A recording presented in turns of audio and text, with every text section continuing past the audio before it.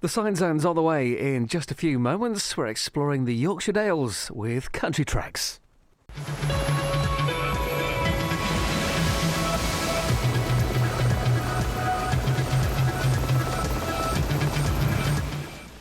Right now on BBC One and BBC One HD, here's the midweek Weatherview with Rob McElwee. You may well know we're about to undergo a thaw, but it's not the end of winter. I think that'll return middle of next week. But for the time being, I'll show you where there's already been a thaw. All the islands around the edge of the UK are above freezing. Now, Shetland is clearly the coldest and there's more snow to come here. But the Isles of Scilly, having had snow, and Jersey are now up to 6 or 7 degrees, the benefit of being a small island. Inland, there are still warnings for snow and ice.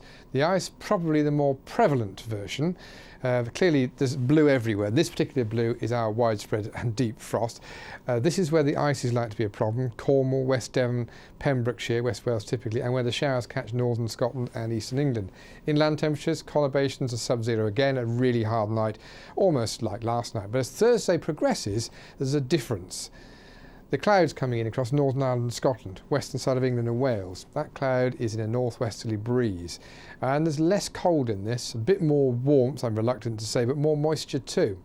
So you've got rain falling on frozen ground in northwest Scotland. That's not a good sign, really.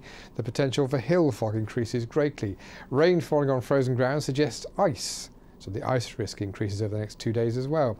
And this is a hint of fog. Not yet, I don't think, but it's certainly going to be the case by the end of Thursday and the start of Friday. But otherwise, a sunny end to the day for much of central and southern England, and the clouds just coming into Wales and the far west, showers having gone. Now, it will have been another cold day, but for many urban centres above freezing just. Not all. Again, it's going to be hard to get Glasgow much above freezing for very long. There is so much ice and snow on the ground in Scotland after all, particularly the central belt. But it is the start of the thaw, and it continues on Thursday night, Friday morning.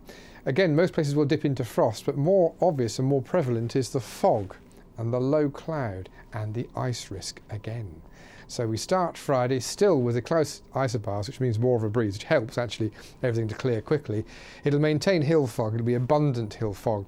Also bring rain into the west of Scotland and jumping across to the east and in Cumbria for a while. 4 or 5 might be the eventual temperature, but with a wind and without much sunshine, it's still going to feel pretty cold.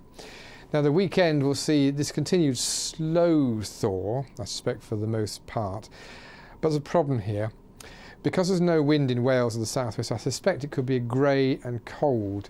Newcastle and Glasgow, even on Sunday, show a similar story, so it wanders around. If you've got fog overnight, for example, it never goes. That's not a good sign.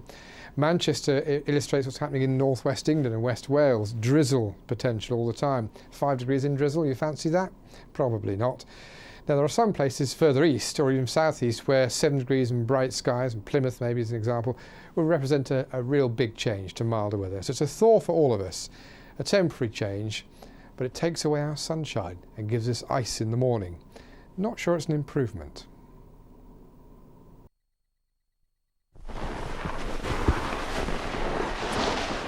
If you're driving in snow, think. It is your turn to strictly get dancing.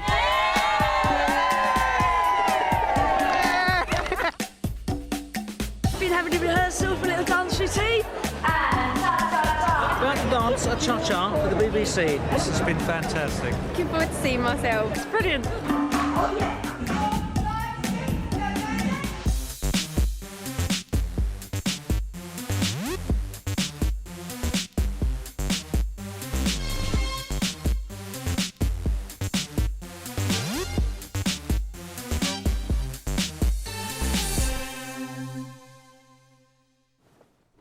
It's waste not, want not, with a great British menu with a difference in just under an hour.